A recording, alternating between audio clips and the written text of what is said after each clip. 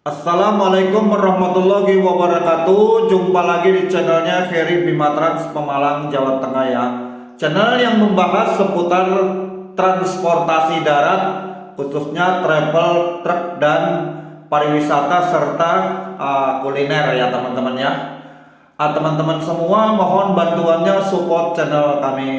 Dan untuk konten kali ini saya ingin membahas tentang sopir atau pengemudi atau driver truk yang profesional dan baik ya teman-teman ya. Jadi mengemudikan sebuah truk itu adalah tantangan yang akan terus dirasakan oleh sang pengemudi ya teman-teman ya. Medan yang berliku-liku, jalur yang berubah-ubah, sehingga jalan yang angker menjadi salah satu rintangan yang terus akan dialami oleh pengemudi truk. Namun, apa saja sih kriteria pengemudi truk yang profesional itu dan baik untuk pengiriman barang? Nah, seperti ini ya teman-teman ya. Baik dalam berkendara berarti memiliki etika di tengah perjalanan atau saat proses pengiriman ya. Etika dalam berkendara adalah hal yang penting karena dengan memiliki etika dalam berkendara juga meminimalisir atau memperkecil kecelakaan yang terjadi bagi pengiriman dan untuk pengendara sekitarnya. Patuh selalu dalam berkendara dan jangan ugal-ugalan merupakan salah satu etika di dalam berkendara. Dengan begini pengiriman akan selalu aman dan terhindar dari bahaya di jalan ya teman-teman ya. Nah seperti itu ya. Jadi untuk memiliki pengemudi yang berpengalaman merupakan pengemudi yang selalu tenang dan kondisi apapun saat menghadapi macet hingga jalanan yang berbahaya sekalipun. Dengan kondisi muatan yang berat, jalan yang berbahaya, tentu saja sang pengemudi harus memiliki ketenangan di dalam mengambil langkah agar pengiriman dapat berjalan lancar ya teman-teman ya. Bayangkan saja jika pengiriman muatan besar dilakukan oleh sembarang supir atau sembarang pengemudi, tentu mereka tidak akan memikirkan pengiriman atau cenderung panik pada saat menemukan rintangan di jalan ya teman-teman ya. Dengan begitu pengalaman sangat penting bagi pengemudi profesional yang harus dimiliki setiap pengemudi truk yang melakukan pengiriman. Profesional dalam pengiriman barang, profesional menghadapi klien, dan profesional dalam mengirimkan barang tepat waktu. Tentu kriteria profesional pada setiap perusahaan akan berbeda-beda. Namun pada dasarnya kriteria profesional harus dimiliki jika ingin melakukan pengiriman, yaitu ada kriterianya ya teman-teman ya. Jadi berbicara tentang skill dalam mengemudikan atau melakukan di tanjakan dengan beban yang teramat berat memang hal yang susah untuk dilakukan. Namun para pengemudi harus bisa melakukannya karena ini adalah bagian dari yang vital untuk mengemudikan truk. Cara mengawali jalan di jalan tanjakan agar tidak mundur ini juga bisa ya. 1. Jaga jarak. 2. Aktifkan parking brake. Masukkan gigi C atau injak kopling, masukkan gigi C ya. Lalu lepas parking brake secara perlahan dan kombinasikan dengan melepaskan kopling secara perlahan ya teman-teman ya. Nah, berikut ini adalah kondisi di mana truk berhenti persis pada tanjakan. Hal ini bisa terjadi jika kondisi jalan sedang macet ya pada saat ditanjakan, seperti pada kondisi yang di jalan Puncak Bogor misalnya, ataupun kondisi dataran tinggi lainnya sebelum berhenti pastikan juga jarak antara mobil di depan dengan truk agar ada ruang yang cukup untuk melakukan gas ya.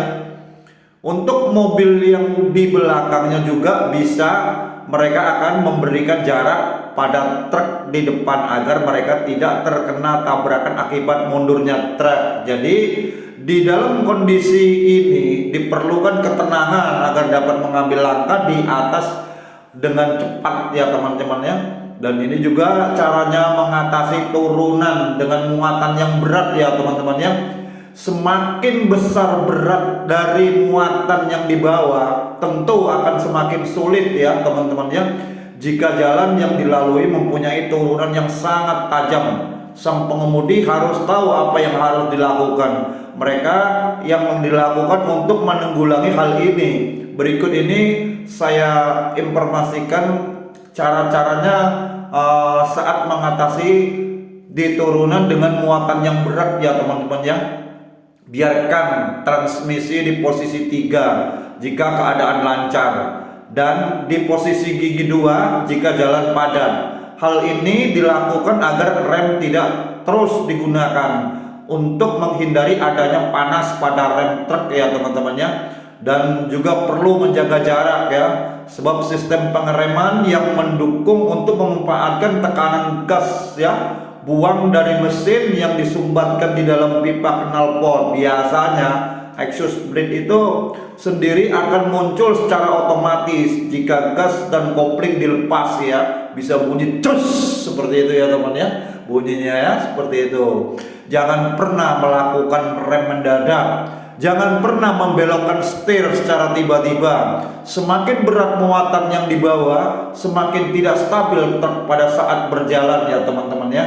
Agar dapat mengatasi dua masalah di dalam mengendarai truk ini, tentunya kita harus belajar dan memiliki pengalaman agar tenang dalam menghadapi situasi seperti ini. Berikut ini adalah caranya untuk mengemudikan truk dengan muatan yang dihadapkan dengan dua permasalahan. Agar lebih berpengalaman dalam mengemudikan truk, ada baiknya pengemudi sendiri itu dilatih oleh transporter yang juga sering melakukan pengiriman agar skillnya terasa dengan sendirinya. Jadi seperti itu ya teman-teman ya. Mengikuti kursus-kursus mengendarai truk merupakan cara terbaik untuk belajar mengendarai truk besar dengan baik secara profesional ya. Adalah organisasi nirlaba yang memberikan sertifikat kursus pelatihan bagi pengemudi-pengemudi yang berkendaraan bermotor niaga ya, khususnya pengiriman barang ya teman-teman ya.